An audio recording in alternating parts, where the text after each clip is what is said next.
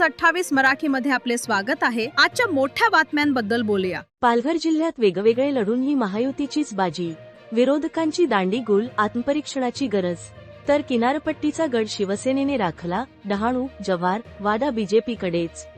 पालघर जिल्ह्यातील नगरपंचायत व नगरपरिषदेच्या झालेल्या निवडणुकीत राज्यातील सत्ताधारी महायुतीने दणदणीत विजय प्राप्त केला।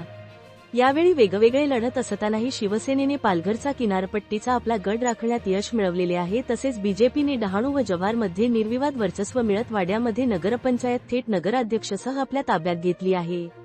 परंतु डहाणूमध्ये गड आला पण सिंह गेला, याप्रमाणे सत्ता आली पण थेट नगराध्यक्ष पद मात्र टिकवता आले नाही। तरी सत्ता महायुतीच असल्याने फारसा फरक पडताना दिसत नाही। एकंदरीत निवडणूक बघितली असता विरोधी पक्ष मग काँग्रेस, शिवसेना उद्धव बाळासाहेब ठाकरे, राष्ट्रवादी काँग्रेस शरद पवार गट किंवा इतर पक्ष यांना यावेळेस मात्र टक्करच देता आली नाही। डहाणू वगळता अगदी सुपडा साफ झाला। मतदारांच्या कौलचा विचार केला तर जव्हारमध्ये 3865 मते घेत बीजेपीच्या पूजा उदावंत या नगराध्यक्ष पदावर विराजमान होत मागील सत्ताधारी सेनेचा सुपाडा साफ करून उद्धव बाळासाहेब ठाकरेला खातही खोलून न देता 20 पैकी 14 जागा घेत विरोधकांना भुईसपाट केले। वाड्यामधील नगरपंचायतमध्ये रीमा गांधी यांनी 3967 मते घेत नगराध्यक्ष पदावर शिक्कामोर्तब केले। एकूण 17 जागांपैकी 10 जागेवर बीजेपी, 3 ठिकाणी शिवसेना, 1 ठिकाणी शिवसेना उबाठा, 1 ठिकाणी अजितदादा, 1 ठिकाणी शरद पवार गट, 1 ठिकाणी काँग्रेस असे नगरसेवक निवडून आले। बीजेपीने डहाणूमध्येही मोठी बाजी मारत बीजेपीला 27 पैकी 17 ठिकाणी तर शिवसेने 2 आणि शरदचंद्र पवार गटाने 8 ठिकाणी बाजी मारली। तर शिंदे शिवसेनेने पालघरचा आपला गड राखत 16580 मताधिक्यासह उत्तम घरात यांनी नगराध्यक्ष पदासाठी बाजी मारली व 30 पैकी 19 ठिकाणी शिंदे शिवसेना, 8 ठिकाणी भाजपा, 3 ठिकाणी उद्धव बाळासाहेब ठाकरे याप्रमाणे। पण डहाणूमध्ये थेट नगराध्यक्ष पदाची माळ शिंदे शिवसेना गटाच्या राजू माचीच्या गळ्यात घालत सत्ताधारी बीजेपीला धक्का दिला। अशा प्रकारे जनतेने मतदानाद्वारे आपले कौल पालघर जिल्ह्यातील नगरपरिषद व नगरपंचायतमध्ये महायुती वेगवेगळे लढूनही राज्यातील सत्ताधारी महायुतीचीच निवड केली व विरोधकांना खास करून शिवसेना उबाठाला आत्मपरीक्षण करायला लावले हे नक्की।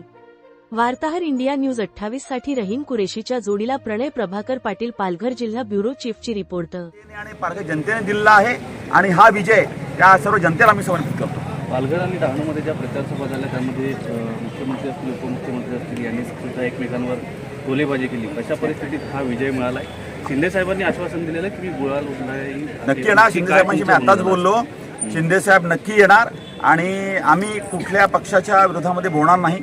ही व्यक्ती होती की ज्या व्यक्तीने आतापर्यंत केवळ युती तोडण्याचं काम केलं।